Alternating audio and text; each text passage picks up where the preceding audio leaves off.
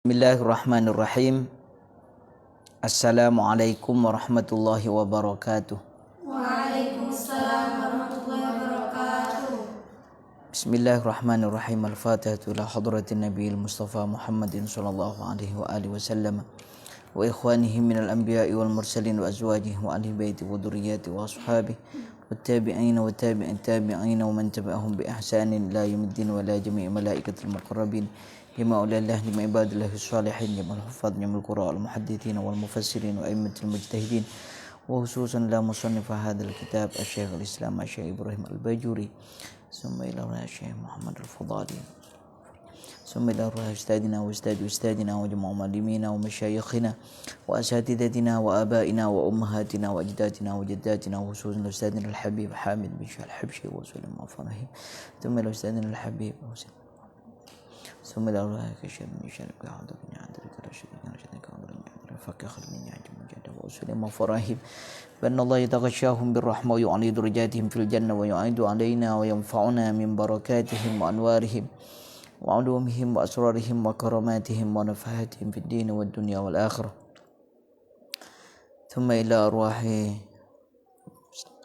المؤمنين والمؤمنات ثم إلى أرواح شيء لله لهم الفاتحة أعوذ بالله من الشيطان الرجيم بسم الله الرحمن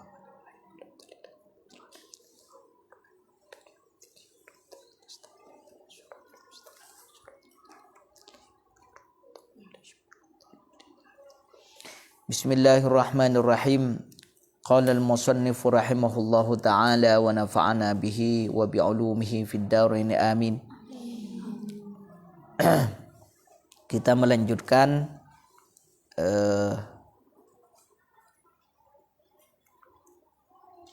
pelajaran tauhid ini, kitab Kifayatul Awam ya. Halaman 82.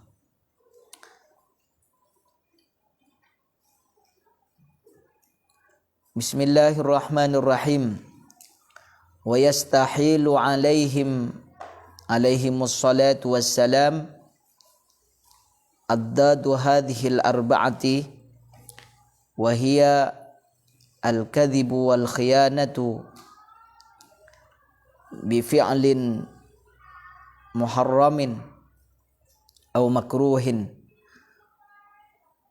wal kitmanu li syai'in mimma umiru bitablighihi wal baladatu fahadhil arba'atu tastahilu alaihimus salatu wassalam bima'na annahu la yatasawwaru fil aqli wujuduha wa yatawaqqafu al imanu ala ma'rifatiha ala ma taqaddama fahadhihi 49 aqidatan. Bismillahirrahmanirrahim. Wa yastahilu lan mustahil lan muhal alaihim ingatasi para utusan, muhal bagi para utusan alaihimus salatu wassalam, alaihim ingatasi ya para utusan as-salatu tawi tambahane rahmat wassalamu lan keselamatan,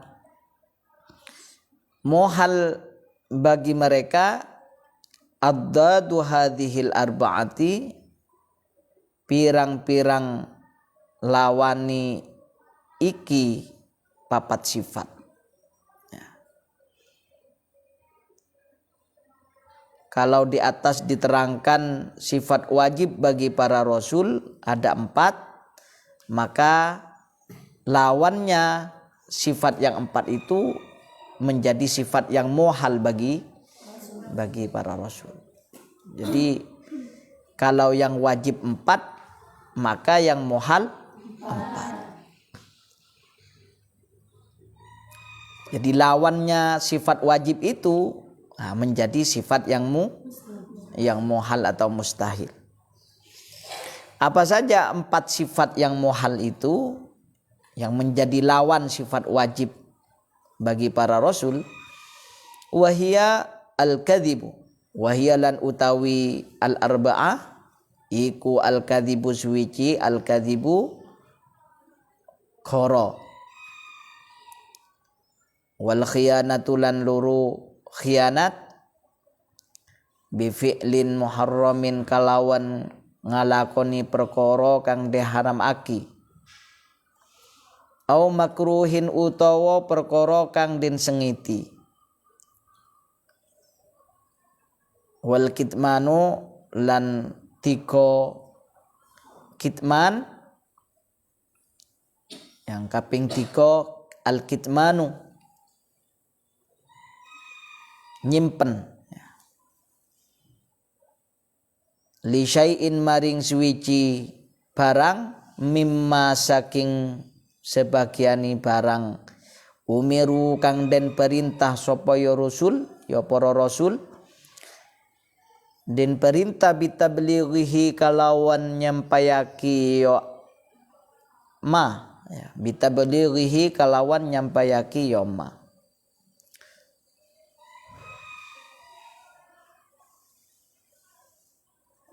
Wal baladatu lan bodoh ya, wal baladatu yang lan kaping papat al baladah bodoh. Jadi 4 sifat yang muhal bagi Rasul.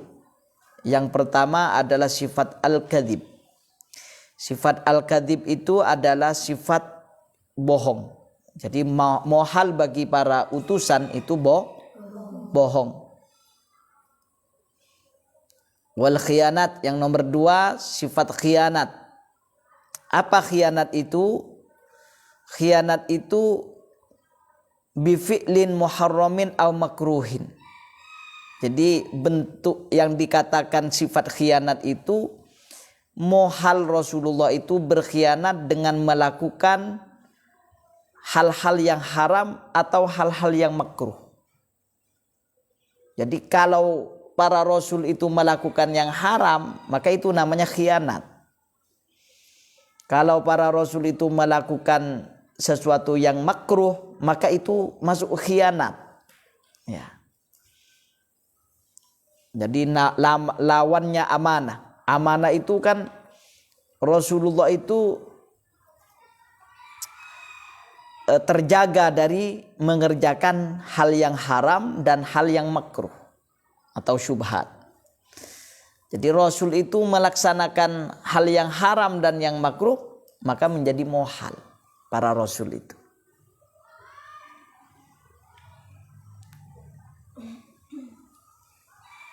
Jadi khianat yang dinamakan khianat itu ketika melanggar hukum, ya, dengan melaksanakan atau mengerjakan sesuatu yang diharamkan ataupun yang dimakruhkan.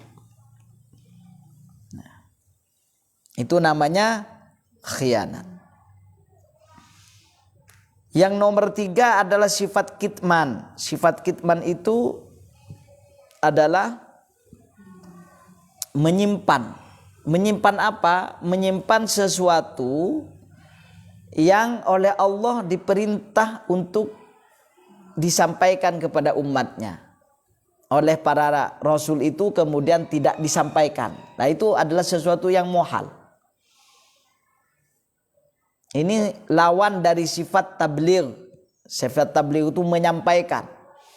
Jadi para rasul itu pasti menyampaikan, tidak ada yang disimpan. Tidak ada yang disembunyikan. Semua yang diperintahkan oleh Allah untuk disampaikan kepada umatnya pasti disampaikan. Itu namanya tabligh. Lawannya adalah menyimpan, tidak menyampaikan, disembunyikan, tidak disampaikan kepada umatnya. Itu namanya kitman.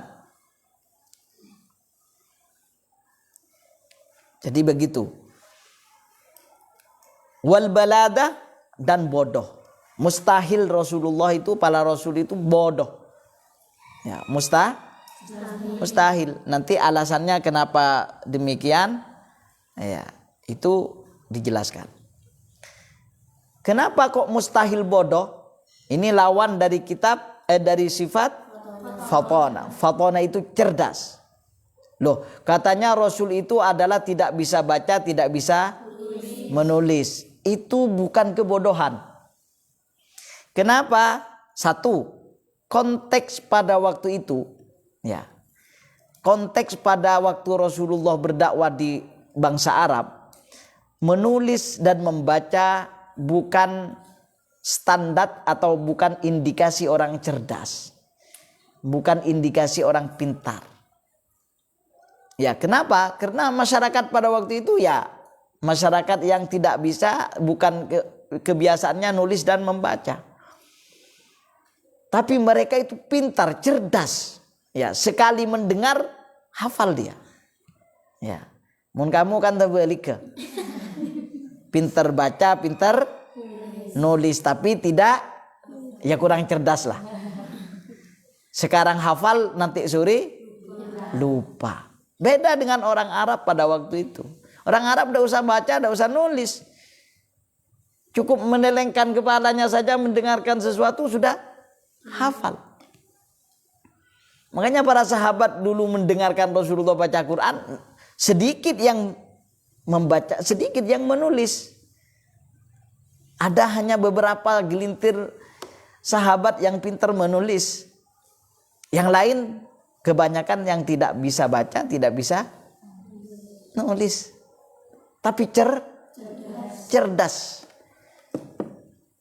Makanya lebih banyak sahabat yang memakai dhabit atau yang dikatakan dhabit sodri dalam ilmu hadis itu.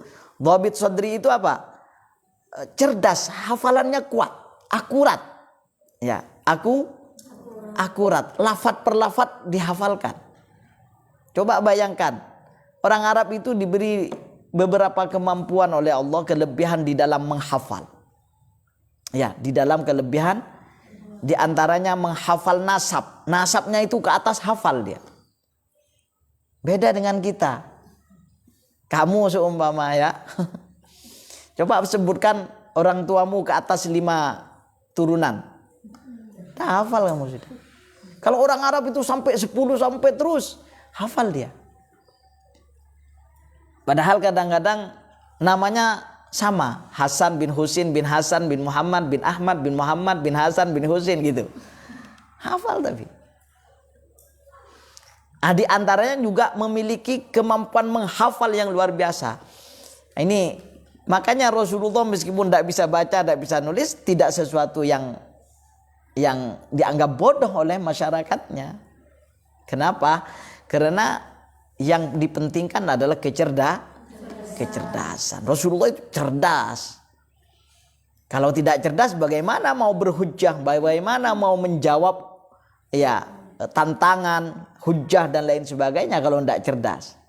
Ya, bagaimana mau menyelesaikan masalah? Seorang rasul harus menyelesaikan masalah. Gimana kalau tidak cerdas mau menyelesaikan masalah? Toleh namanya. Celingak, ya. Ditanya sesuatu oleh umatnya, kemudian masih cari di Google semuanya. Itu kan tidak cerdas namanya. Kalau Rasulullah tidak cerdas Rasulullah itu. Dan semua Rasul itu pasti cerdas. Apalagi masih ada malaikat Jibril yang kemudian menyampaikan, mengarahkan, memberikan pelajaran dan lain sebagainya. Jadi pasti cerdas. Nah ini yang harus kita ketahui dan harus kita pahami. Jadi muhal bagi seorang Rasul itu bohong. 1. Yang kedua khianat. Yang ketiga kitman. Yang keempat balad. Bohong muhal bagi para Rasul. Sebab apa? Bahaya kalau seumpamanya seorang Rasul bohong 1 kali saja bohong. Maka semua apa yang disampaikan meragukan. Kalau Rasulullah itu sekali saja bohong, para Rasul sekali saja bohong, maka apa yang disampaikan, apakah itu firman Allah, apakah itu kitab suci atau kalam Allah, bisa diragukan itu. Makanya jangankan para Rasul, para periwayat hadis saja sekali saja bohong, hadisnya itu dhaif sudah. Sekali saja bohong, dhaif sudah. Apalagi Rasul, ya. Apalagi Rasul. Sekali saja bohong Nabi itu, maka satu Quran kalau Rasulullah semuanya 30 juz itu bisa diragukan itu. Kenapa? Yang menyampaikan adalah pembohong. Makanya akal tidak menerima. Jadi karena ini mohal akli, akal tidak menerima kalau Nabi itu bohong, kalau Rasul itu bohong. Kenapa? Sekali bohong, maka semua yang disampaikan patut diragukan. Ya, paham ya? Makanya akal, wah tidak mungkin dong Rasul itu bohong. Yang kedua, khianat. Akal tidak menerima. Ini namanya mohal akli ya. Akal tidak. Nah, nanti di la yatasawwarul aqlu. Akal tidak menerima, tidak bisa membayangkan kalau Rasul itu khianat. Khianat itu menyampaikan sebuah hukum kemudian dilanggar sendiri. Nah, itu namanya khianat. Paham ya?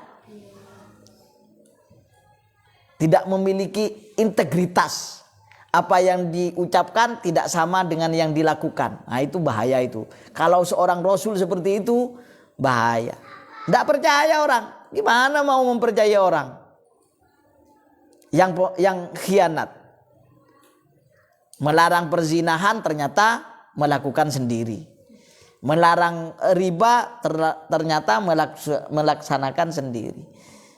Melarang minum-minuman khamr kemudian melaksanakan sendiri. Kira-kira kamu sebagai umatnya percaya apa tidak? Tidak. Makanya katanya akal, ya tidak mungkin dong kalau seumpamanya utusan itu adalah khianat. Kenapa? Karena beliau harus sama antara yang diucapkan dengan yang dilakukan. Itu namanya kalau dalam bahasa sekarang integritas. Integritas, memiliki kesatuan antara ucapan dan perlakuan dan perbuatan. Jadi jangankan melaksanakan sesuatu yang haram, melaksanakan sesuatu yang makruh saja Rasul tidak. Jadi Rasulullah itu steril. Ya, steril dari bohong, steril dari khianat, dari melaksanakan hal yang haram maupun melaksanakan perkara yang makruh. Karena akan mencederai kepercayaan, tidak memiliki trust. Ya, kalau orang sudah tidak memiliki trust, orang sudah tidak memiliki kepercayaan, tidak pantas dijadikan pemimpin. Gimana pemimpin yang tidak dipercaya? Ya, pemimpin yang tidak dipercaya, bilang A, masyarakatnya enggak. Ya, suruh ke barat, masyarakatnya akan ke timur. Begitu.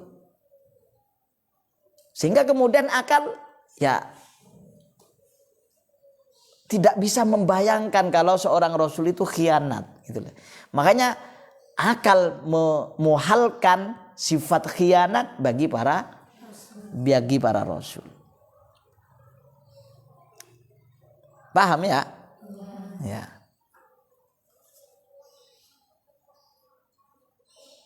Wal kitmani li syai'in mimma umiru bitablighi. Tadi yang saya terangkan bahwa kitman itu adalah sesuatu yang mustahil. Jangankan Nabi, kita saja kitmanul ilmi itu diharamkan. Kita dilarang. Innal ladzina yaktumuna ma anzalna minal bayyinati wal huda min ba'di ma tabayyana lahumul ya apa ulaika yal'anuhumullahu laknat Allah. Jangankan para rasul, kita saja kalau mengkitman innal ladzina yaktumuna ma anzalallahu, ada di ayat lain ma anzalna minal bayyinat. Jadi orang yang menyimpan Innalladzina yaktumuna ma anzalna minal bayyinat, sesuatu yang sudah saya turunkan kemudian tidak diterangkan, tidak dijelaskan,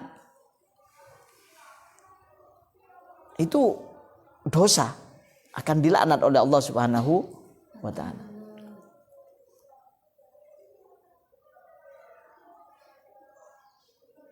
Nah, makanya kita ini tidak boleh kitman jadi orang itu, tidak boleh pelit ilmu.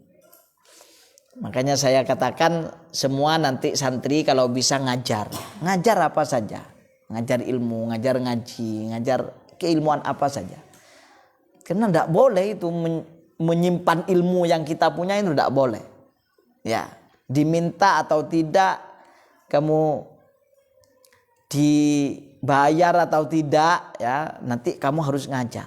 Ngajar siapa saja diajar. Tidak punya santri, anaknya nanti diajar, ya, bukan dihajar, ya, diajar. Kenapa? Karena menyimpan ilmu itu sesuatu yang tidak baik. Kamu kan sebagai seorang santri berarti orang yang sudah memiliki ilmu sedikit banyak, pasti kamu punya ilmu sudah. Nah, maka kamu harus ngajar besok itu. Jangan disimpan ilmunya. Nanti kalau kamu ilmunya disimpan, yang sedikit akan menjadi kurang. Tapi kalau kamu ajarkan, yang sedikit akan bertambah. Makanya ngajar, ya, besok ngajar. Meniru sifatnya para nabi. Ya, kalau para nabi itu tidak boleh bohong, muhal bohong, maka kita jangan bohong. Kalau Nabi dan Rasul itu muhal untuk menjadi orang khianat, maka kita tidak boleh khianat. Kalau Nabi dan Rasul itu tidak boleh secara akal muhal kitman, maka pun umatnya kita ini tidak boleh kitman. Nah, jadi begitu. Ya, sampaikan. Sampai Rasulullah mengatakan balighu anni walau ayah. Sampaikan dariku meskipun hanya satu ayat, satu hadis, satu ayat, itu sampaikan. Jadi itu tabligh namanya. Kemudian wal balada. Apa? Harus cerdas orang itu.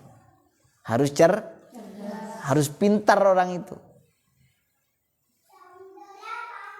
Maka dari sifat-sifat Rasul, baik yang wajib maupun yang muhal, di samping ini menjadi sesuatu yang wajib kita i'tiqadi, kita yakini, maka bisa menjadi pembelajaran bagi kita semua. Jadi karena Rasulullah itu adalah uswatun hasanah, suri tauladan yang baik, maka tentu sifat-sifatnya harus menjadi suri tauladan atau menjadi contoh bagi umatnya, bagi kita semua. Jadi kalau menjadi pemimpin ternyata minimal 4 sifat ini, 4 karakter ini harus dimiliki, dan 4 karakter yang lain yang menjadi lawannya harus tidak dimiliki. Ini karena Rasulullah itu pemimpin, ya kan?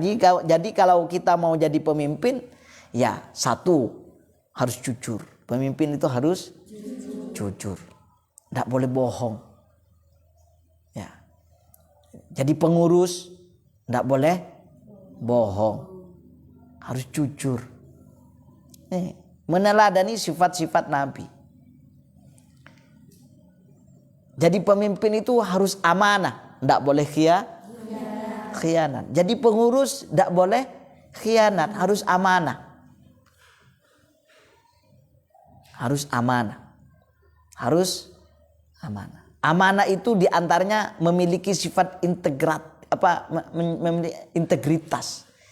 Ya, apa yang disampaikan kepada anak buahnya, ya harus dilaksanakan. Anak buahnya disuruh dilarang begini. Ternyata dia sendiri yang melanggar. Anak buahnya disuruh berjamaah. Pengurusnya tidak pernah jamaah. Itu namanya pengurus tidak punya integritas. Khianat dia itu.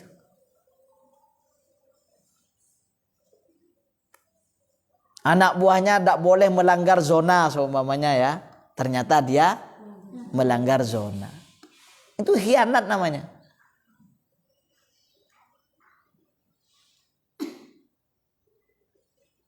Anak buahnya tidak boleh pacaran, ternyata dia sendiri pacaran. Anak buahnya tidak boleh pegang HP, ternyata sendiri dia pegang HP. Tidak memiliki integritas. Maka pasti pemimpin seperti itu, pengurus seperti itu tidak wibawa. Pasti itu. Tidak punya karisma dia. Makanya Nabi dan Rasul itu memiliki wibawa luar biasa. Kenapa?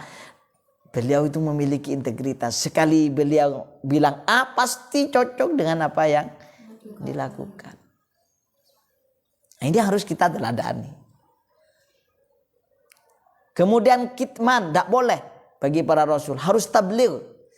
Apa tabligh itu? Kalau dalam bahasa sekarang itu komunikatif. Ya, harus komunikatif. Tidak bagus loh orang itu hanya pendiam. Ya, di antara sifat yang baik pendiam, tapi kalau kebenaran harus disampaikan, tidak boleh pendiam. Ada kemungkaran, tidak boleh kamu diamkan. Yang benar katakan benar, yang salah katakan salah. Hanya tidak boleh kemudian apa? Mutharthar, banyak omong. Nah, itu bukan komunikatif itu. Bisa overload ya. Jadi banyak ngomong. Ya kalau bahasa kerennya itu cerempek. Tidak boleh seperti itu. Rasulullah itu meskipun tabligh tidak banyak ngomongnya Rasulullah itu. Rasulullah itu kalau dawuh Rasulullah ya pendek saja tapi padat. Rasulullah itu hadisnya kan yang banyak yang pendek-pendek ya. Tapi padat semua. Nah, itu yang itu menunjukkan kecerdasan itu. Jadi kalau orang ngomongnya muter-muter ya, muter-muter banyak tapi substansinya sedikit. Itu menunjukkan ketidakcerdasan. Ya, orang cerdas itu bisa dilihat dari cara ngomongnya. Orang bisa paham tidak dengan bahasanya dia yang sederhana, dia bisa paham tidak. Nah, itu diantara salah satu kompetensi tabligh yang harus dimiliki. Ya, mencari bahasa, menyusun diksi, menyusun bahasa itu penting itu. Mempelajari retorika. Makanya kamu harus belajar berdialog ya, belajar untuk kemudian berkomunikasi. Karena komunikasi itu penting. Ya, komunikasi itu penting. Kamu punya ide tapi tidak komunikatif, tidak tersampaikan idemu itu. Kamu punya unek-unek tapi tidak kamu sampaikan, tidak paham-paham orang yang ingin kamu sampaikan kepada dia. Jadi harus menyampaikan, harus komunikatif orang itu. Tapi proporsional. Jadi ini tabligh ya, harus komunikatif jadi orang. Mencok ndeleh, diem.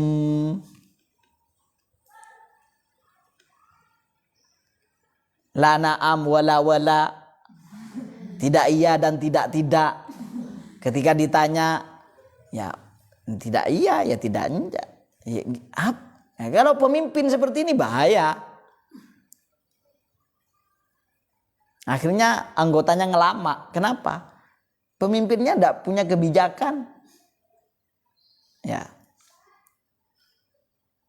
Wal baladah. Nah ini tidak boleh jadi orang bodoh itu. Harus cerdas. Makanya kita harus belajar. Kalau Rasulullah dari sononya sudah cerdas ya. Dari sononya sudah cerdas. Nah, kita ini yang harus berupaya mencerdaskan diri. Berupaya mencerdaskan diri. Karena dari sononya kita masih belum ada jaminan cerdas. Kalau Rasulullah pasti cerdas Rasulullah. Memang pilihan dzurriyyatan ba'duha min ba'd. Innallaha astafa Adama wa Nuhan wa ala Ibrahim wa ala Imran 'alal 'alamin dzurriyyatan ba'duha min ba'd. Ini memang keturunannya memang sudah keturunan cerdas. Tidak ada para nabi dan rasul itu yang tidak cerdas. Memang sudah dipilih oleh Allah. Pilihan mereka itu. Nah, kalau kita ini kan bukan pilihan. Kita ini ya harus mencerdaskan diri. Makanya saya sering menyampaikan untuk cerdas itu ya memang ada dua faktor. Ada genetik, ada dari faktor makanan. Ya. Jadi, kalau genetik dari sananya dari bapak ibunya memang cerdas sudah. Itu banyak anaknya insya Allah cerdas itu. Kalau bapak dan ibu sama-sama ndelehem, nah ini sulit. Makanya kalau kamu merasa tidak terlalu cerdas, cari suami yang cerdas. Ya. Cari suami yang cerdas. Kasihan anaknya. Nanti anaknya duta, setiap tahun sekolahnya duta. Apa? Duta?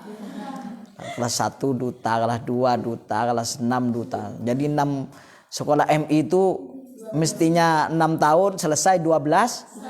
Nah, itu gara-gara tidak cerdas. Makanya katanya Sayyidina Ali, syaratnya mencari ilmu itu memang yang pertama dzaka. Apa? Cerdas. Dzakaun wa hirsun wastibarun wa bulghatun wa irsyadu ustadin wa tulu zaman. Maka harus cerdas. Dzaka. Kamu harus cerdas.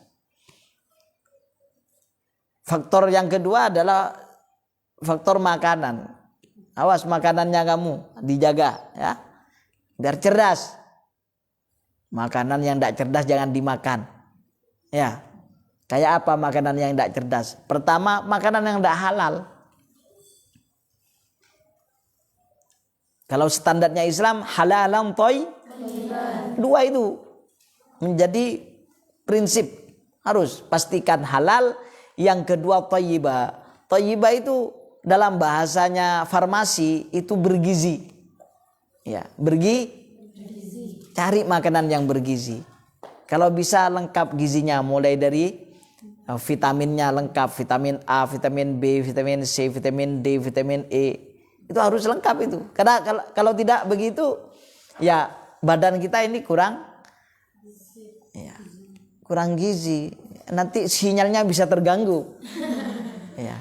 Yang lain semangat mencari ilmu, kamu ngantuk. Kenapa? Gizinya kurang.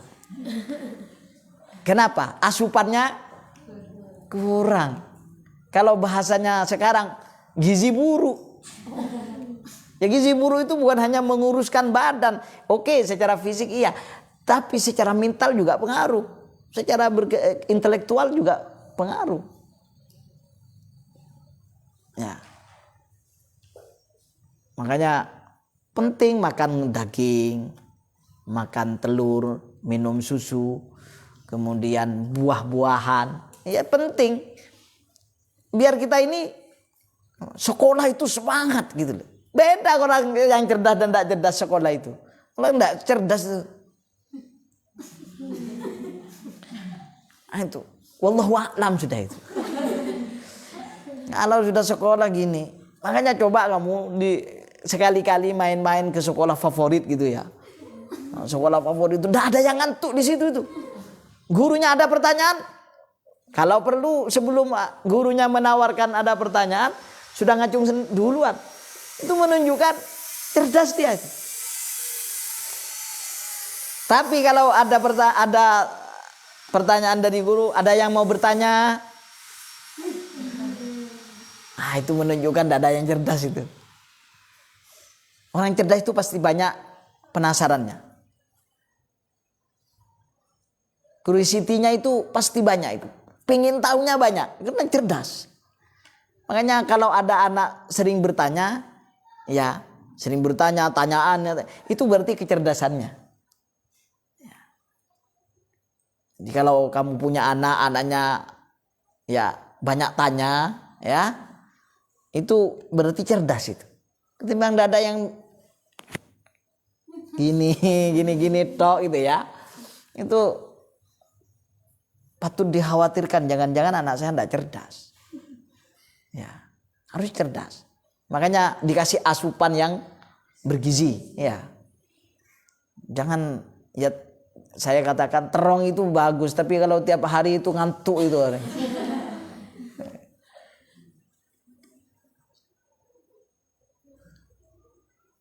Ikan asin itu bagus, tapi ya kalau setiap hari ikan asin ya juga tidak bagus gitu loh. Tidak cerdas orang.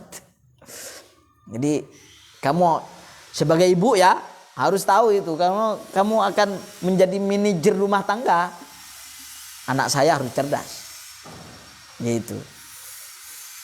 Oke, belajar dari sifat-sifat Rasulullah SAW.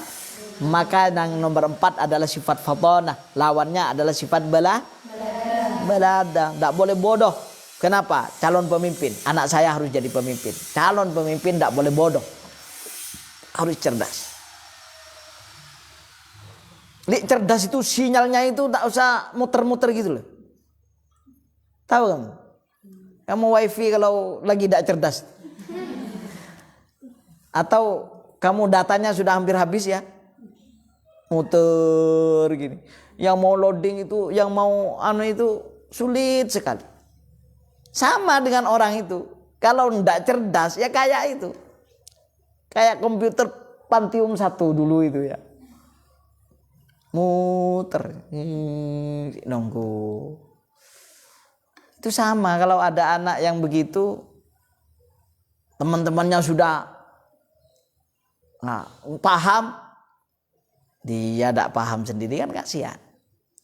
Ya. Meskipun semuanya itu nanti Allah yang menentukan ya. Jadi yang penting harus menjadi pembelajaran bagi kita bahwa kita tidak boleh bodoh. Fahadhil arba'atu tastahilu alaihimus salatu wassalam. Fahadhil arba'a moko utawi iki papat sifat. Iku tastahilu mohal opo yo al arba'a alaihim ing atasi para rasul alaihimus salatu wassalam. Bimakna annahu la yatasawwaru fil aqli wujuduha. Bimakna kalawan makna annahu satuhuni kalakuan iku la yatasawwaru ora la yutasawwaru boleh iku la yutasawwaru ora den bayangaki atau ndak la yatasawwaru la yatasawwaru ora terbayang fil aqli ing dalam akal apa wujuduha anani yo arba'ah. Jadi akal tidak membayangkan 4 sifat ini dimiliki para utusan. Sehingga kemudian dikatakan mohal atau mustahil. Karena akal ya tidak bisa menerima. Akal tidak bisa menerima kalau 4 sifat ini ada pada diri Rasul. Kenapa? Karena berkonsekuensi berat pada kerisalahan, pada kenabian dan keutusannya. Kalau bohong berpotensi tidak dipercayai oleh umatnya. Kalau khianat berpotensi menghilangkan rasa kepercayaan bagi umatnya. Ya, kalau kitman berpotensi akan hukum-hukum tidak lengkap disampaikan. Ya paham ya? Sehingga kemudian ajarannya menjadi tidak lengkap.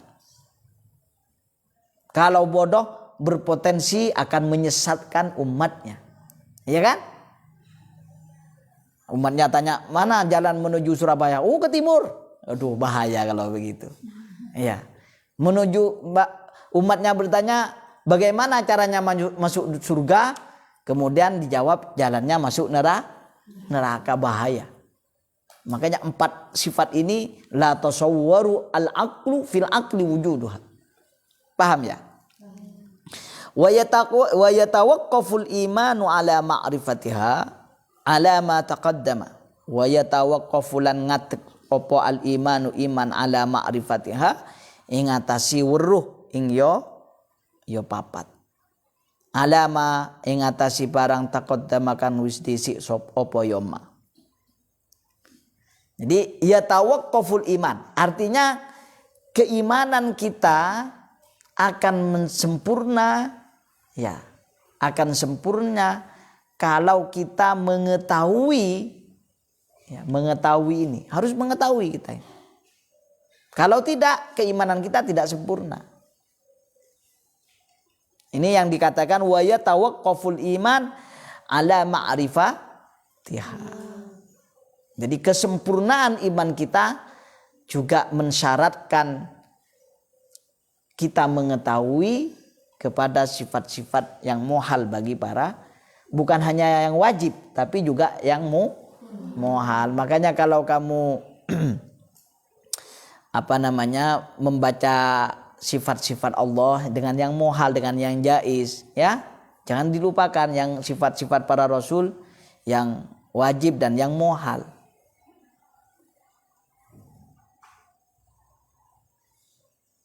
Jadi jangan tidak diketahui itu. Karena menjadi prasyarat kesempurnaan iman. Sebagaimana alama taqaddam, sebagaimana sudah dijelaskan di awal. Fahadhihi tis'un wa arba'una aqidatan, fahadhihi moko utawi iki iku tis'un wa arba'una songo wa arba'una lan 40. Apa ni aqidatan, akidai. Artinya sampai pembahasan sifat Rasul yang muhal ini, maka jumlah akidah yang harus diketahui sudah berjumlah 49. Sifat wajib bagi Allah 2, ditambah yang muhal 2, berapa sudah? Yang jaiz 1, berarti 40. Yang wajib bagi Nabi Rasul 4, yang muhal bagi Rasul 4. Berarti sudah semuanya 49. Wa tamamul khamsina lan utawi sempurnai akidah yang kang 50. Iku jawazu wuqu'il a'radil basyariyati bihim allati la tuaddi ila naqsin fi maratibihimul aliyati. Wa tamamul khamsina lan utawi sempurnai akidah 50. Iku jawazu wuqu'il a'radil basyariyati, wenangi wuqu'il a'radi tomipoi pirang-pirang sifat al basyariyati kang bangsa kemanusiaan bihim kalawan iyo para utusan allati kang la tuaddi ora gawa apa yo al a'rad al basyariyah, atau allati la tuaddi kang ora gawa apa yo allati ila naqsin maring kurang, atau ila naqsin maring ngurangi fi maratibihim ing dalem derajati ya para rasul, fi maratibihim ing dalem pirang-pirang derajati ya para rasul al aliyati kang luhur.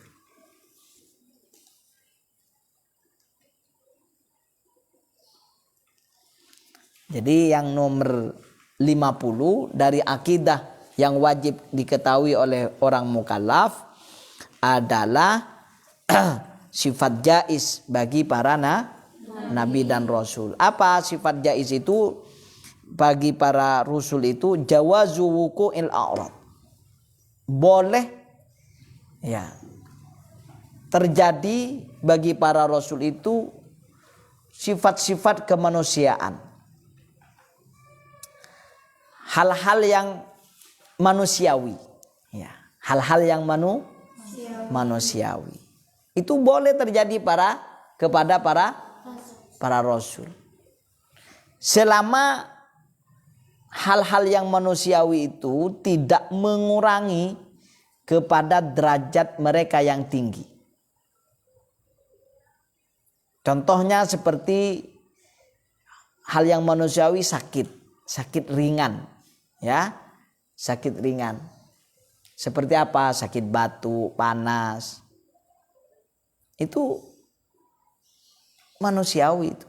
Dan para rasul, para nabi, ya jaiz. Kenapa?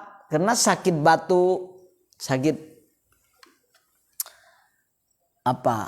mata, ya, yang ringan-ringan itu tidak mengurangi derajatnya, tidak mengurangi kewibawaannya. Paham ya? Beda dengan penyakit gila. Gila tidak bisa. Kenapa? Sekali gila, masa Nabi gila? Ya, tidak bisa. Kenapa? Gila mengurangi derajat kemuliaannya.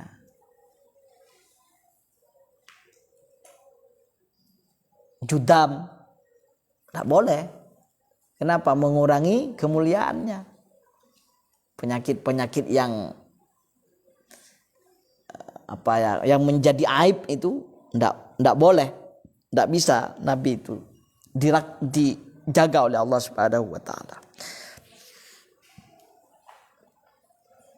Jadi al-a'radul basyariyatul lati la tuaddi ila naqsin fi maratibihimul aliyah. Ya, jadi sifat keliru dalam hal-hal kehidupan memungkinkan. Contohnya ketika Rasulullah menyampaikan caranya bertanam kurma, ya. Ditanya oleh sahabat, ya Rasulullah, seperti itu yang sampean sampaikan itu wahyu? Enggak, bukan. Ini menurut saya saja. Oh, kalau begitu boleh usul ya Rasulullah. Oh ya, gimana? Menurut kebiasaan masyarakat sini, kalau bercocok tanam itu begini ya Rasulullah, kalau kurma itu. Oh, gitu ya? Ya sudah. Antum a'lamu bi umuri dunyakum. Kalian lebih tahu dengan perkara keduniaan kamu. Artinya kalau masalah duniawi, Rasulullah ya kadang-kadang menyerahkan kepada kebiasaan yang ada.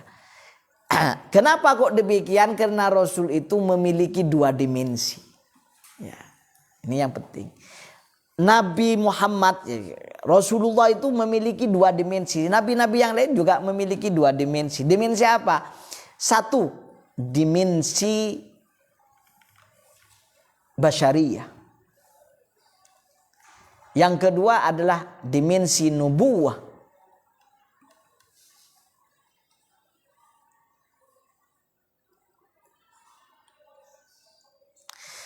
Dimensi basyariah ini ya sama Rasulullah seperti manusia yang lain, makan, sakit,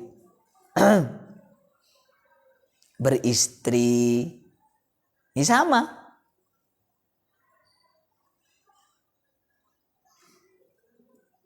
Ini yang kemudian dalam pembahasan usul fiqh, ya, ini bukan hukum ini, yang basyariah ini. Jadi bajunya Rasulullah itu tidak harus kita ikuti semuanya. Kalau Rasulullah berjubah, kita wajib berjubah, enggak, karena tidak berkonsekuensi hukum yang mengikat. Paham ya? Itulah budaya. Sehingga banyak hal yang oleh Rasulullah didiamkan kalau menyangkut adat istiadat, menyangkut budaya, itu oleh Rasulullah dibiarkan selama tidak bertentangan dengan syariat. Kalau bertentangan syariat, Rasulullah menyampaikan, itulah yang kemudian dimensi nubuwah. Dimensi nubuah ini yang tidak boleh keliru Rasulullah. Tidak boleh ditentang, tidak boleh ada pilihan bagi kita. Kenapa? Ini dimensi nubuahnya pasti benar nih. Paham ya? Jadi Rasulullah cara makan, itu akhlak saja. Ya, akhlak. Tapi tidak berdimensi hukum. Dimensinya adalah dimensi akhlak. Dimensinya adalah dimensi akhlak. Apakah bagus? Ya bagus, semua yang datang dari Rasulullah bagus. Tapi dimensi nubuahnya dimensi di mana itu tidak ada tawaran bagi kita untuk tidak sama, tidak mengikuti Rasulullah. Tidak ada tawaran. Idza qadallahu wa rasuluhu amran ayyakuna lahumul khiyar. Kalau sudah diputuskan oleh Allah dan Rasulnya, maka kita tidak boleh ada pilihan. Nah, itulah ketika itu Rasulullah menyampaikan dalam dimensi nubuahnya ketika mengajari kita sholat. Nah, itu tidak boleh dirubah-rubah itu. Itu dimensi nubuahnya itu. Wa ma yantiqu anil hawa in huwa illa wahyun yuha. Tapi ketika Rasulullah naik unta, haji naik unta, ya itu dimensi basyariah itu. Paham ya? Syariat hajinya ya itu adalah dimensi nubuah. Tidak boleh kita menyalahi Rasulullah. Paham ya? Paham? Kamu bedakan itu ya. Ketika Rasulullah mengatakan khudhu anni manasikakum, kalau kamu mau berhaji, berumrah, khudhu anni manasikakum. Kamu harus mengambil dari saya manasiknya, katanya Rasulullah. Artinya tidak boleh buat-buat sendiri manasik. Harus mengikuti Rasulullah. Makanya kalau Rasulullah hajinya mulai tanggal 9 Dzulhijjah, itu tidak boleh dirubah-rubah itu. Gimana kalau kita kontekstualkan seumpama. Jadi kan haji itu al-hajju ashhurum ma'lumat. Jadi haji itu tidak hanya di bulan Dzulhijjah. Ashhurum ma'lumat itu kan banyak itu. Syawal, ya kan sudah boleh niat haji itu. Syawal itu ya. Dzulqa'dah, Dzulhijjah. Gimana kalau ya Syawal sudah mulai haji? Artinya sudah ada yang ke Mina, sudah melempar jumroh. Biar tidak terjadi kredit, tidak terjadi penumpukan massa. Lagi masa pandemi soalnya. Jadi, tidak boleh itu. Kenapa? Rasulullah mencontohkan mulai tanggal 9 Dzulhijjah. Itu namanya khudhu anni manasikakum. Itu tidak boleh dirubah-rubah. Itu dimensi, apa katanya? Nubuwah. Tapi Rasulullah naik unta, itu dimensi basyariah. Aduh, kalau seumpamanya harus naik unta semua, berapa juta unta yang harus disiapkan. Kalau berangkat dari tempat harus naik unta, soalnya dari Indonesia maka harus naik unta. Coba bayangkan betapa sulitnya. Begitulah ya. Dalam hal-hal tertentu itu harus kita bedakan mana yang dimensi basyariah, mana yang dimensi nubuwah. Sehingga kemudian apa konsekuensinya? Rasulullah dalam sifat jaiznya boleh Rasulullah itu kemudian mengalami sifat-sifat kemanusiaan. Kenapa? Karena di dalam Rasulullah ada dimensi basyariah. Hanya jangan kemudian menyamakan basyariahnya Rasulullah dengan basyariahnya kita. Tidak sama, ada ketidaksamaannya. Dimensi basyariahnya pun tidak sama ya. Contohnya kalau keringatnya Rasulullah itu harum, atyab min rihil misik. Tapi kalau keringatnya kamu bisa dijadikan obat racun tikus.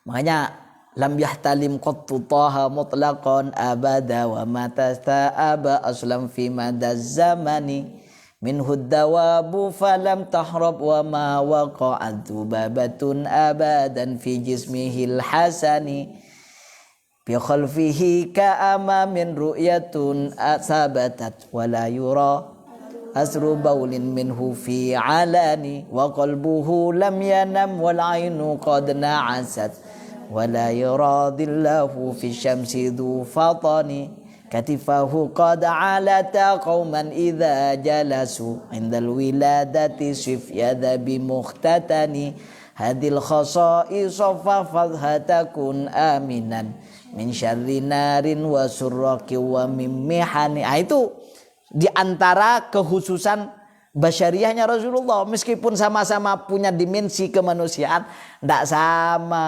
ya.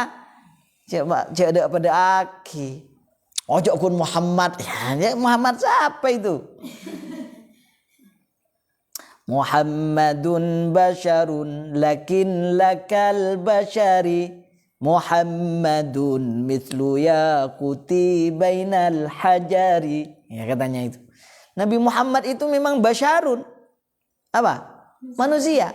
Lakin lakal basyari. Tapi Nabi Muhammad meskipun manusia tidak seperti manusia. Perbandingannya apa? Muhammadun mithlu yaquti bainal hajar. Nabi Muhammad itu seperti batu yakut di antara batu-batu keletak yang lain. Kita ini keletak. Ya.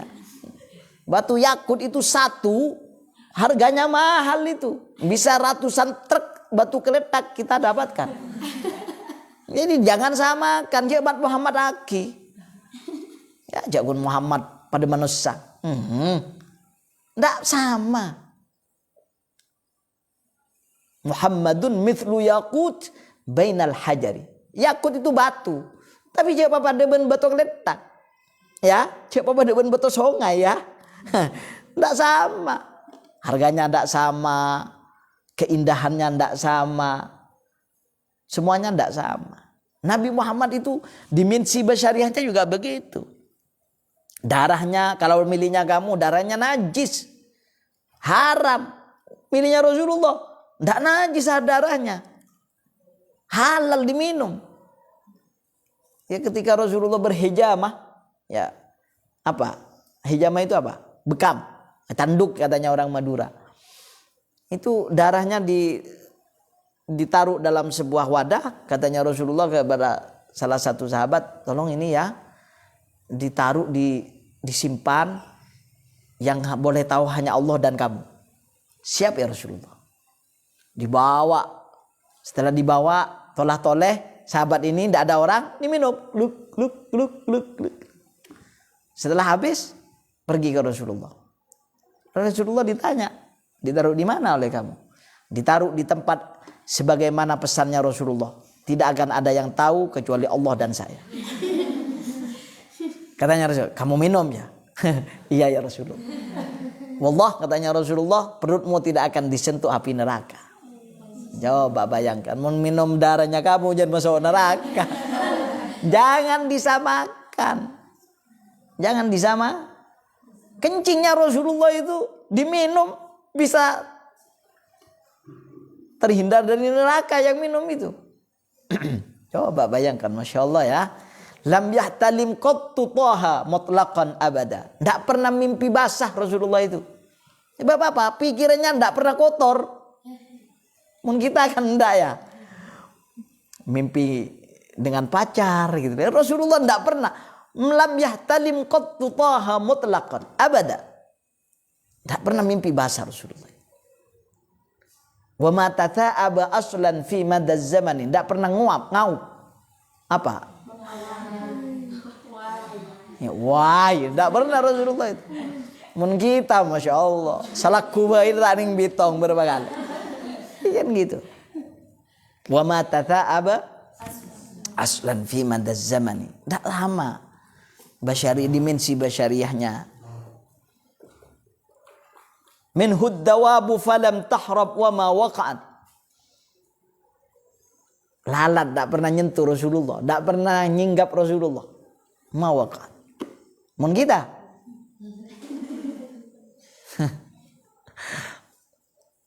Masya Allah. Langalai sampah kita itu ya. Disenangi lalat ya. Kalau Rasulullah tidak pernah disentuh lalat. Menunjukkan apa? Rasulullah itu tidak ada yang bau. Mungkin kita ada yang bau, berarti kalau lalat ke kita pasti ada yang. Kalau Rasulullah tidak ada itu. Mulai dari ujung rambut semuanya harum Rasulullah itu. Gimana lalat mau menyentuh? Tidak pernah. Minhud dawabu falam tahrab wa ma waqa'at dubabatun abadan fi jismihil bi khalfihi ka'amamin ru'yatun sabatat. Rasulullah itu bisa melihat apa yang ada di belakang seperti kita, seperti melihat apa yang di depannya. Coba bayangkan. Wah, dikatakan si mata. Enggak. Rasulullah begitu. Jadi apa yang di belakang Rasulullah seperti jelasnya apa yang ada di depan Rasulullah.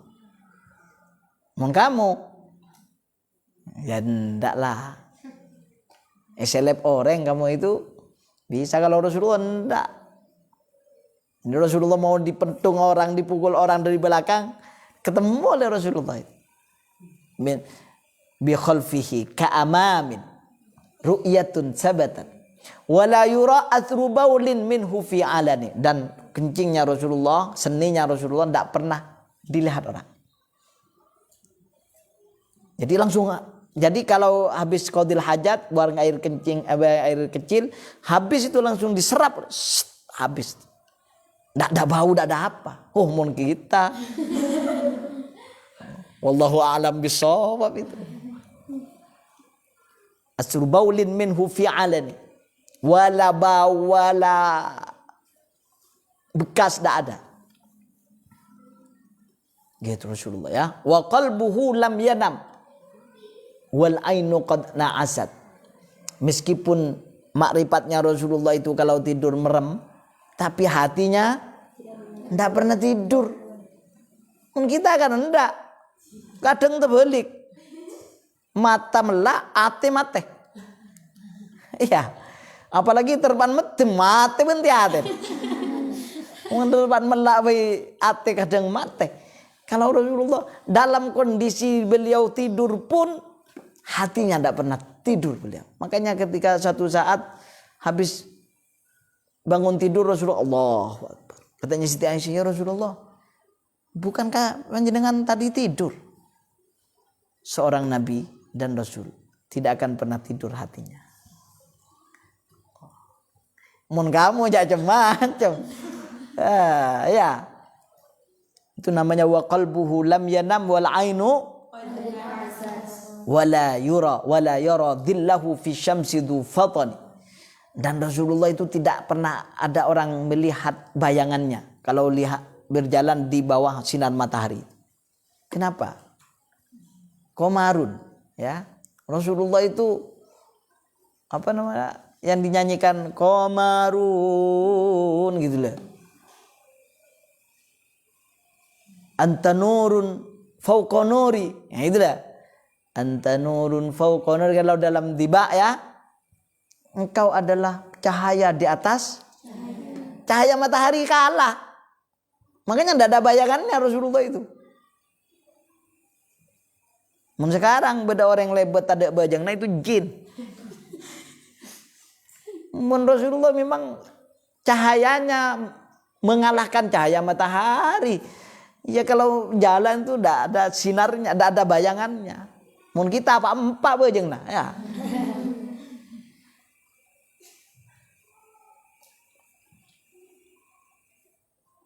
Jadi karena Rasulullah itu sendiri adalah cahaya, makanya cahaya di atas cahaya, makanya tidak ada bayangannya Rasulullah itu.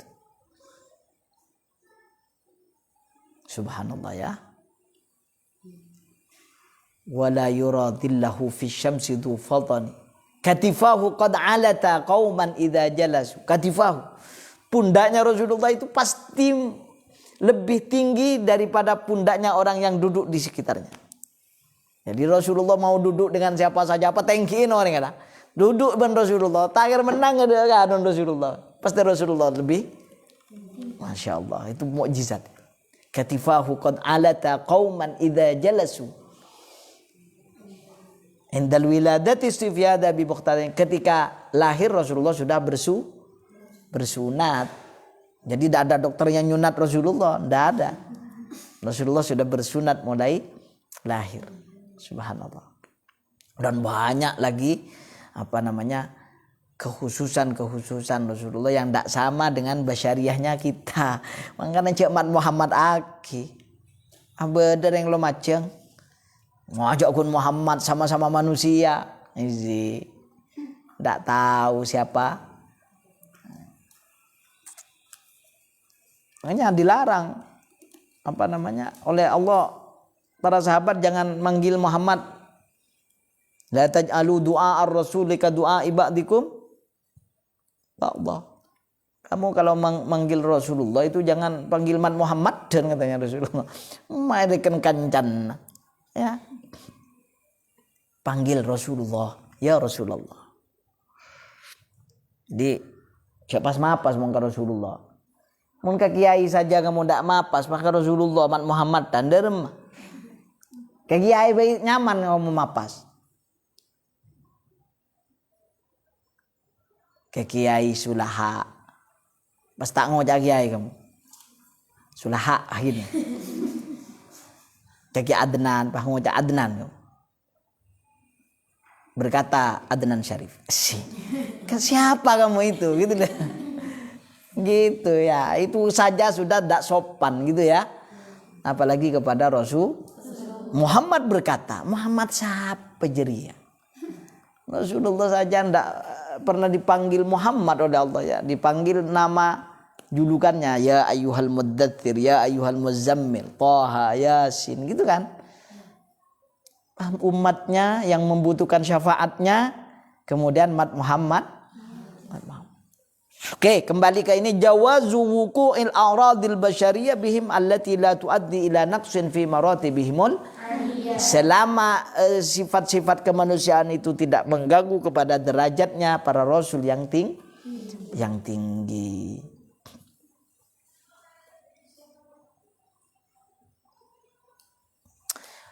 Wa dalilu wujubis sidqi lahum alaihi wassalatu wassalam annahum law kadhibu lakana khabarullahi ta'ala kadhiban.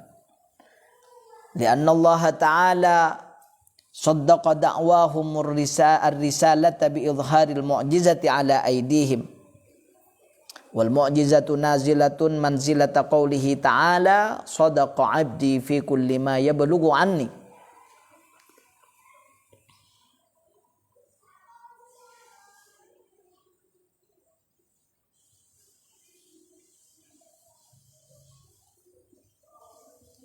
Sadaqa 'abdi fi kulli ma yuballighu anni. Ini sekarang dalilnya ya. Wa dalilu wujubi sidqi lan utawi dalili wajibi sifat sidik.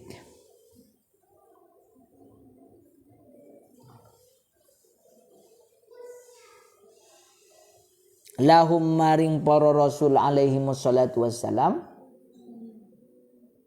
Annahum law kadhibu, annahum satuhuni ya para rasul, law kadhibu, law kadhabu lamun kara sapa ya rusul, ya para rusul ya, lakana moko yakti ono apa khabarullahi ta'ala, khabari Allah ta'ala iku kadziban kara.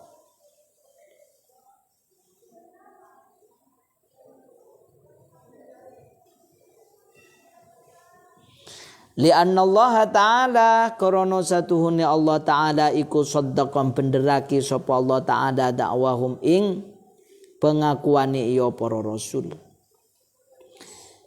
Ar-risalata ing risalah.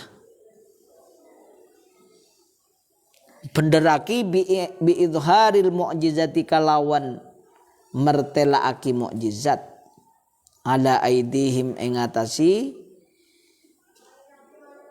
pirang-pirang tanangi iya para rasul.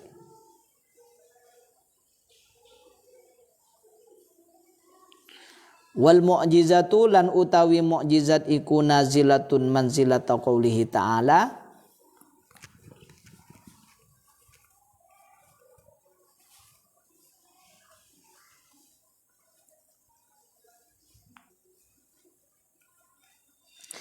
iku nazilatun manggoni.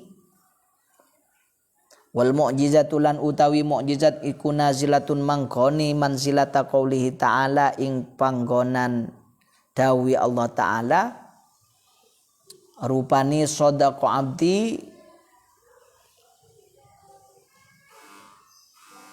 sadaqa bener sapa abdi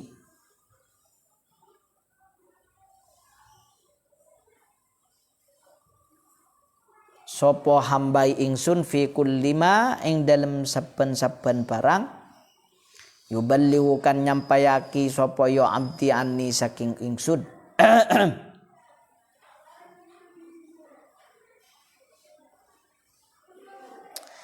Wa tawdihuhu anna ar-rasula idza ata qaumahu wa qala ana rasulun ilaikum minallahi wa qalu lahu mad dalilu ala risalatika wa qala lahum insyiqaqu hadzal jabali mathalan fa idza qalu lahu i'ti bima qulta yashukkallahu ta'ala yashukkallahu al-jabala inda qaulihim al-madhkuri tasdiqan li da'war rasuli ar-risalata fashakkullahi ta'ala al-jabala nazilun manzilata qaulihi ta'ala sadaqa abdi fi kulli ma yuballighu anni.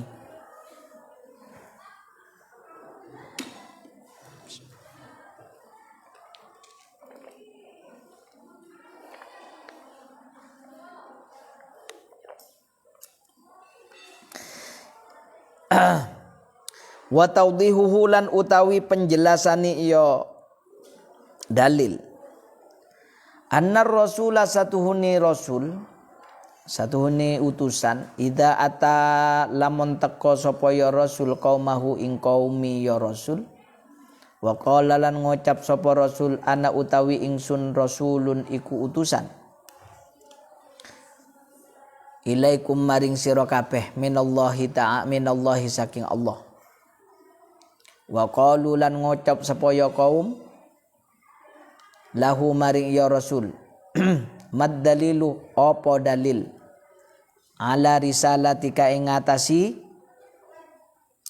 keutusani sira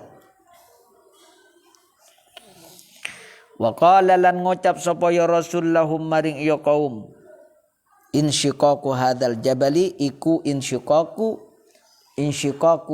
pecai hadzal jabali iki gunung mathalan hali umpamai fa idza qalu lahu fa idza muqallamun qalu ngucap sapa ya kaum lahu maring ya rasul ikti nekwaken sira bima kalawan barang kulta kang ngucap sira ya syukallahu moko bakal mecahake sapa Allahu Allah al-jabala ing gunung inda qaulihim tatkala ucapane ya rasul inda qaulihim tatkala ucapane ya kaum al-madhkuri kang den tuturaki tasdiqon krana benderaki lidakwar rasuli maring pengakuan rasul ar-risalata ing keutusan ing risalah fasyakkullahi ta'ala moko utawi mecahakene Allah ta'ala al-jabala ing gunung iku nazilun mangkoni manzilata qaulihi ta'ala ing panggonan dawi Allah ta'ala rupani dawuh sadaqa abdi fi kulli ma yuballighu anni sadaqah bener sapa abdi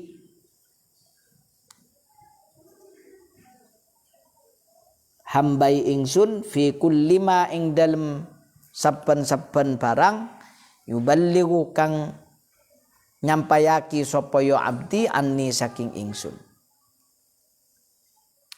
Falau kana ar-rasulu kadziban lakana hadzal khabaru kadziban.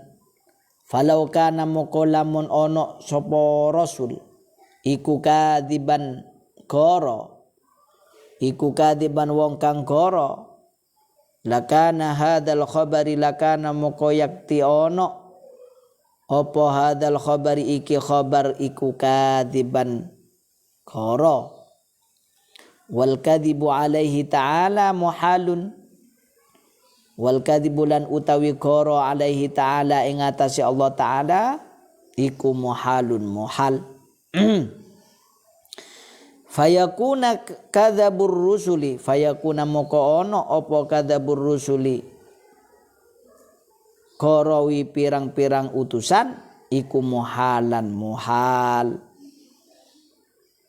Wa idzan tafa'an humul kadzibu thabata lahumus sidqu, wa idzan tafalan lamun intafa ante anhum maring ya para rasul ya rusul al kadzibu apa koro thabata moko tetep lahum maring ya rusul as-sidqu apa jujur apa bener.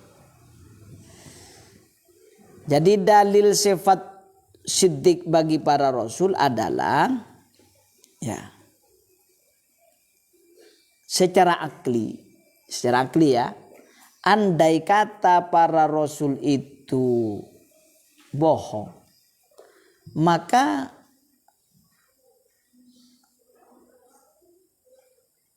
menunjukkan bahwa Allah itu bohong.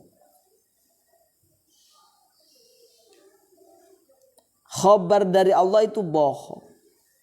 Kalau Allah bohong itu kan sesuatu yang muhal. Maka kalau Allah bohong, maka kalau Rasul itu bohong, akan apa? Merembet pada pemahaman Allah bohong.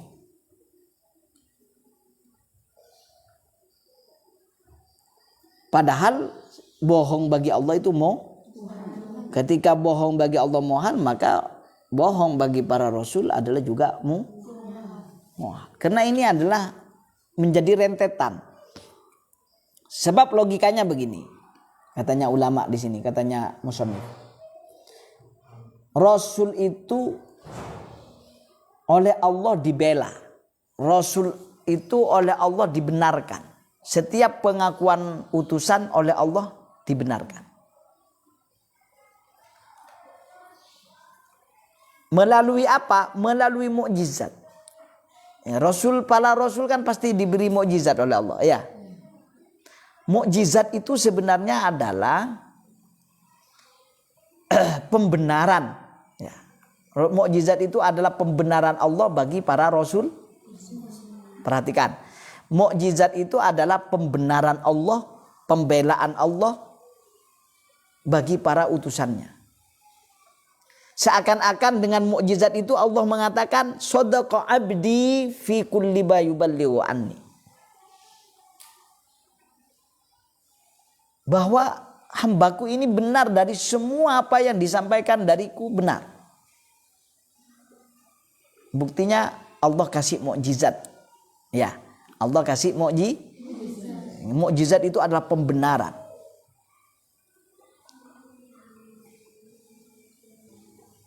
Pembenaran dari Allah kepada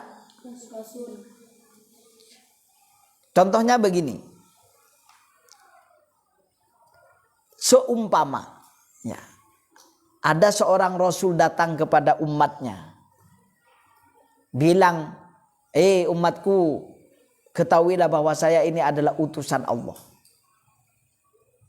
Ana rasulun ilaikum. Kemudian ditantang oleh umatnya, apa dalilnya, apa buktinya kamu kok ngaku-ngaku nabi? Kamu kok ngaku-ngaku rasul? Apa buktinya? Andai kata seorang rasul itu bilang, buktinya gunung ini akan meletus atau gunung ini akan pecah. kemudian ditantang lagi oleh umatnya, ayo buktikan. Maka pasti ya ketika minta pembuktian itu, maka gunung itu pasti dipecahkan oleh Allah Subhanahu wa taala. Itu namanya mukjizat. Lepecahnya gunung itu mukjizat itu sebagai pembenaran Allah Subhanahu wa taala terhadap pengakuan Rasul tentang kerasulannya. Fasyaqqullahi ta'ala itu nazilun fasyaqqullahi ta'ala al-jabala nazilun manzilata qaulihi ta'ala. Ini yang dikatakan ya. Maka ketika Allah memecahkan gunung itu sebenarnya sama dengan posisinya sebagai pembenaran Allah, sadaqa abdi fi kulli ma yuballighu anni. Paham ya? Nah, ini namanya pembenaran Allah. Lah kalau seumpamanya Rasulullah bohong, maka pembenaran Allah juga bohong. Kalau Rasul itu bohong, maka pembenaran Allah itu bohong. Tepak kasih lopot berarti mukjizatnya. Dan Allah pasti tidak bohong. Allah tidak lopot, tidak pernah lopot Allah itu. Paham ya? Makanya dikaitkan dengan ini, falau kana ar-rasulu kadziban lakana hadzal khabaru kadziban wal kadzibu alaihi ta'ala muhallun. Nah, ini aklinya. Jadi kalau Rasul itu bohong, berarti mukjizat itu bohong dong. Mukjizat dari Allah. Kalau mukjizat bohong dari Allah, berarti Allah bohong dong. Kalau Allah bohong, berarti apa? Muhal dong. Masa Allah bohong? Ya.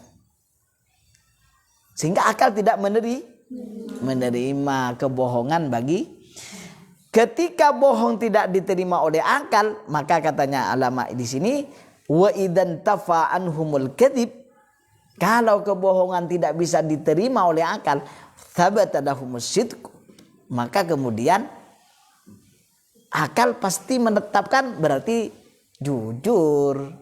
Kalau sudah bohong tidak mungkin, tidak bisa, tidak masuk akal, maka akal mengatakan ya sebaliknya berarti jujur. Ini namanya dalil sifat sidiknya Rasulullah sallallahu alaihi wasallam, para rasul termasuk Rasulullah sallallahu alaihi wasallam. Paham ya? Paham. Nah, ini namanya dalil wujubnya atau wajibnya sifat siddiq. Wa amma dalilul amanati wa amma dalilul amanati lan utawi dalili sifat amanah. Ay ismatihim zahiran wa batinan, tegasi terpeliharanya para rasul, para utusan zahiran, halil zahir wa batinan lan batin. Terpelihara min muharramin saking perkara kang den haramaki au makruhin utawa perkara kang den sengiti. Jadi ini dalilnya sifat amanah. Sifat amanah itu apa? Ismatuhum zahiran wa batinan min muhramin au makruhin. Jadi ini yang dikatakan amanah itu adalah terpeliharanya para rasul. Jadi kalau nanti ada ujian, mal amanah ya, apa yang dikatakan sifat amanah yaitu ismatuhum zahiran wa batinan min muharramin au makruh. Ini jadi yang kalau dinamakan, apa yang dinamakan sifat amanah, kalau di komprehensif nanti ditanya ujian kompre ya, apa yang dikatakan sifat amanah? Ismatuhum zahiran wa batinan min muharramin au makruh. Adalah terjaganya, terpeliharanya para utusan itu baik secara zahir maupun batin dari melakukan perkara yang diharamkan atau perkara yang dimakruh. Dalilnya annahum law khanu birtikabi muharramin au makruhin lakunna ma'murina bimithli ma yaf'alunahu.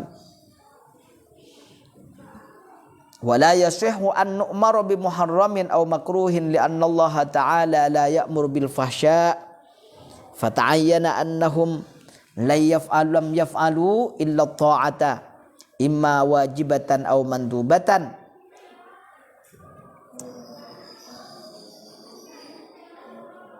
Annahum, dalilnya ini wa amma dalilul amanati, ini khobar dari lafad amma dalilul amanah, ya. Iku annahum satuhuni para rasul lau khono lamun khianat para rasul birtikabi muharramin kalawan ngalakoni perkara kang den haramaki au makruhin utawa perkara kang den makruhaki lakunna moko yakti ono kita iku makmurina pirang-pirang wong kang den perintah bimislima kalawan seumpamani perkara atau seumpamani barang yaf'alunahu kang ngelakoni sapa ya rasul ya para rasul hu ing yoma. Wala yasihhu lan ora asah an nu'mara apa yinto den perintah kita bi muharramin kalawan perkara kang den haramaki au makruhin utawa perkara kang den makruhaki li anna Allah ta'ala karana satuhune Allah ta'ala iku la ya'muru ora merintah sapa Allah bil fahsya'i kalawan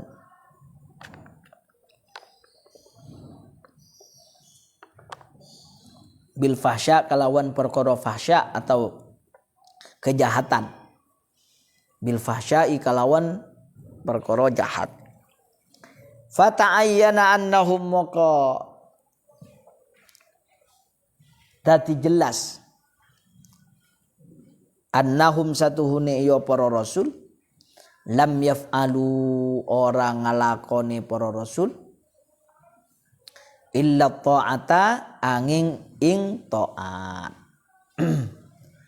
imma wajibatan au mandubatan imma bagus iku wajibatan wajib au mandubatan utawa den anjuraki atau sunnah.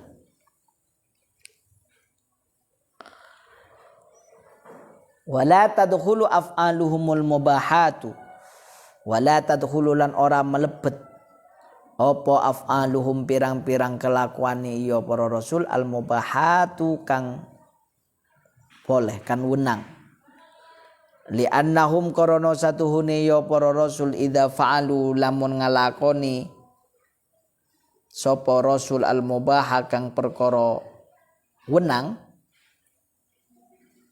yakunu li bayanil jawazi yakunu ono apa ya al mubah atau fi'lul rasul li bayanil jawazi kanggo njelasake kewenangan.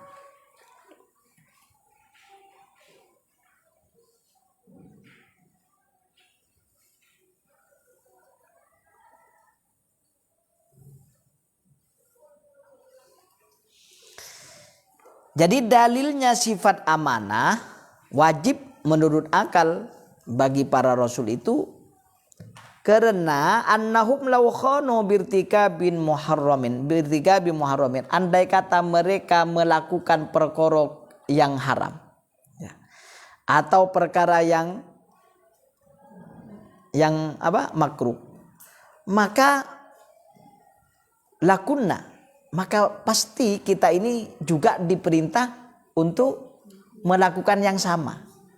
Lakunna ma'murina bimisli ma yaf'alunahu, berarti kita diperintah melaksanakan sesuatu yang sah.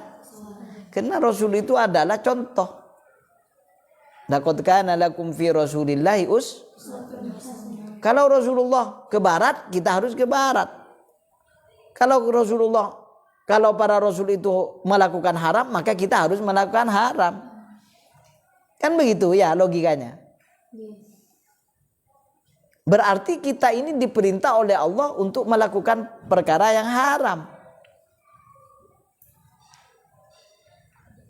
Lah, kenyataannya Allah tidak pernah memerintah sesuatu yang haram. Sehingga kemudian akal tidak menerima kalau para rasul melakukan sesuatu yang haram. Karena itu menunjukkan perintah dari Allah. Sedangkan Allah tidak pernah memerintahkan, innallaha la ya'muru bil fahsya. Allah tidak pernah memerintahkan melaksanakan perkara-perkara yang haram, yang fahsya, wal munkar dan munkar. Paham ya? Jadi akal menjadi tidak menerima. Ya mustahil dong kalau para rasul itu melakukan sesuatu yang, sehingga kemudian ketika mereka maksum dari perbuatan haram dan makruh, berarti mereka pasti amanah, tidak pernah khianat. Fata'ayyana annahum lam yaf'alu illa ta'ata imma wajibatan aw mandubatan. Maka pasti yang dilakukan oleh Rasul itu ketaatan. Kan pasti taat kepada Allah. Tidak pernah melanggar Rasul itu. Jadi apapun yang dilakukan Rasulullah pasti itu sudah diperintah oleh Allah. Beristri 11 umpama. Ya. Beristri 11. Berarti kita harus beristri 11 dong. Enggak. Itu adalah khosois Rasulullah. Inilah kekhususan Rasulullah. Kita hanya diperbolehkan umatnya 4. Fankihu ma taba lakum minan nisa'i masna wa thulatha wa ruba. Beda, itu ada khosois bagi Nabi. Kekhususan bagi Nabi. Enak Nabi. Ya. Memang begitu. Kamu jangan bilang enak Nabi. Ujiannya itu loh. Ujiannya tidak diingat oleh kamu. Yang diingat hanya enak-enaknya saja. Itu kan tidak adil namanya ya. Kita tidak kuat diuji seperti Rasulullah. Tidak kuat. Rasulullah itu setiap melihat orang sakit, ikut sakit. Kamu mau? Kalau makanya ujiannya Rasulullah itu yang paling, ujian para Rasul yang paling berat itu ujiannya Rasulullah. Kenapa? Rasulullah tidak bisa melihat orang sakit, dia sakit juga. Anittum laqad ja'akum rasulun min anfusikum azizun 'alaihi ma anittum.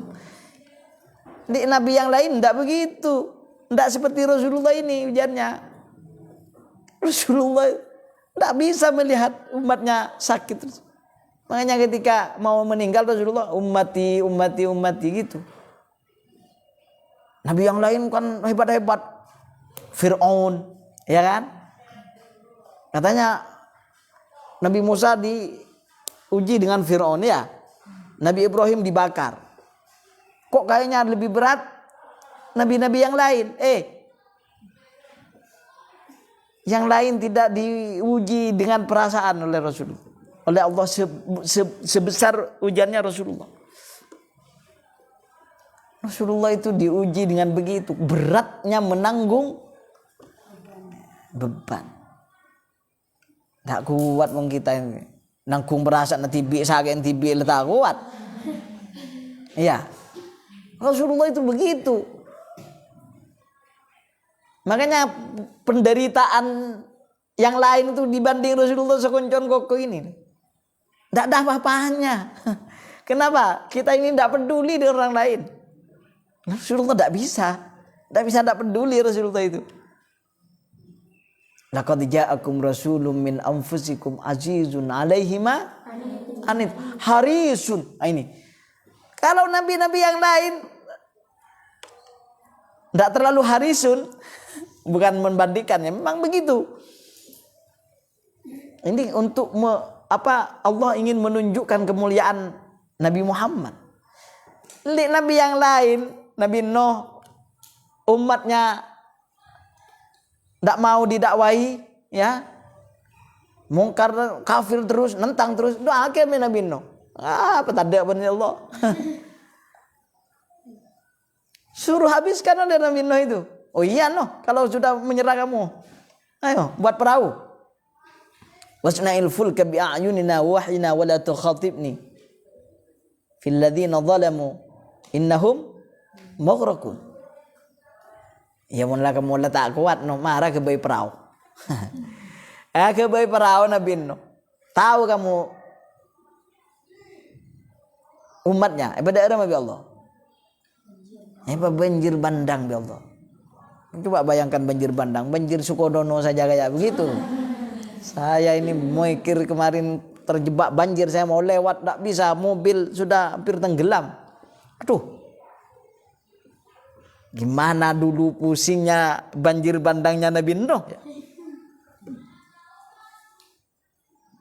Tapi kalau orang sudah menentang itu memang tidak ada sadarnya memang. Kan'an itu iya cek Nabi Nuh. Ayo nak, naik. Irkam ma'ana. Ya. Gimana itu ayatnya? Ya bunayyar kam ma'ana wala takum. Mun orang kopok, ya. Orang letot totop aten makin lebih banjir begini pak kun nentang. Qala sa'awi ila jabalin ya'simuni minal ma'. Ndak nor aban. Engkau kemarin norok ke gunung aman nang gunung tadi banjir. Lima benda banjir naik ke gunung. Banjir itu turun ke gunung. Air itu tidak ada yang naik ke atas. Logikanya begitu. Sa'awi ila jabali ya'simuni minal ma'. Katanya Nabi Nuh, la 'asimal yawma illa min amrillah illa man rahima rabbi. Tidak ada kan yang ada selamat kecuali orang yang Allah beri rahmat. Nah, meskipun kamu naik ke gunung. Wah, katanya siapa? Logika enggak begitu. Kan'an pakai logikanya. Naik ke gunung. Panyong beraing di gunung ya Allah. Coba kamu bayangkan. Cek laban men Allah itu ya. Qala sa'awi ila jabali ya'simu minal ma' qala la 'asimal yawma min amrillahi illa man rahim wa hala bainahumal mawju fakana minal mughraqin. Cek naik ke gunung ini banjir adab, ini banjir biasa ini. Nabeng ke gunung. Mak beda banjir nabeng ke gunung tu ni banjir Allah ya. Cek bendain akal men Allah ya. Cek bendain. Mula tak tutup at. Doa ki mun nabi selain umat dah. Nabi Yunus. Etina mula etina buru bi Nabi Yunus. Ya, umat bolan je jenggala. Thi Nabi Yunus.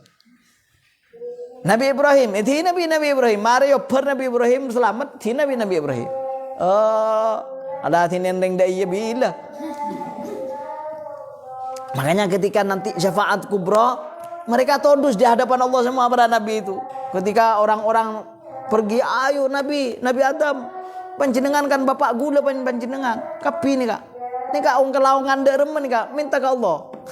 Engkau tundus dia penonton. Engkau lama melanggar. Tundus kok. Ya. Entar kata bin Nuh, aduh kok tundus ke Allah. Engkau lembak pernah doa kita umat coba banjir. Ya, todus kok. Semuanya malu itu. Ila anja'u ila Rasulullah sallallahu alaihi wasallam. Kemudian datanglah umat manusia itu datang kepada Rasulullah. Nanti diterangkan di akhir ini ada. Kemudian Rasulullah sujud. Kemudian katanya Allah, ya kalau kamu Muhammad apa yang kamu minta? Itu. Itu Rasul, itu namanya syafaat kubur. Ketika para nabi semuanya merasa malu ke hadapan Allah, tak pantas matur ke Allah, yang dari tak tegena nabi kepada umatnya, benidal mangadal nabi itu. Karena didorong harisun alaikum bil mu'minina raufur rahim. Tak tega Rasulullah. Dari terharunya Rasulullah, akhirnya Rasulullah sujud ke Allah. Aduh, ya Rabb. Wala saufa yu'tika fatarda. Apa kamu yang mau diminta? Saya berikan, katanya. Subhanallah. Ini Rasulullah ya. Nah, jadi beda. Jadi apa? Kembali kepada ini bahwa dalil sifat amanah itu ketika Rasulullah terjaga dari sifat-sifat melakukan sesuatu yang haram dan yang makruh, karena Allah tidak pernah memerintah pada nabi dan rasul hal yang haram dan makruh. Sebab ketika para nabi dan rasul itu melakukan sesuatu yang haram, maka itu adalah menunjukkan perintah Allah, dan Allah tidak pernah memerintahkan yang haram. Allah tidak pernah memerintahkan yang haram.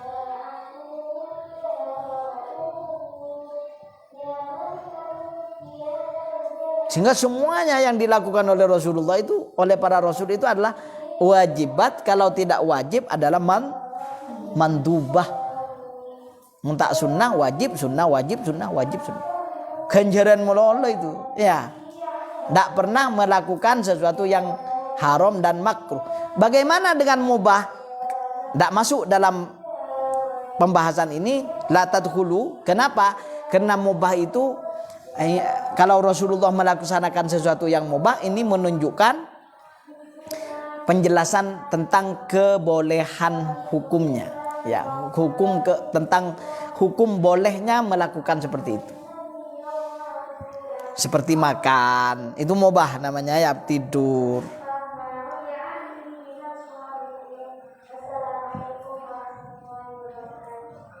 Li'annahum idza fa'alul mubah yakunu li bayanil jawaz. Allahu a'lamu bissawab. Ya, saya kira itu. Semoga ini menjadi ilmu yang barokah, manfaat. Al-Fatihah.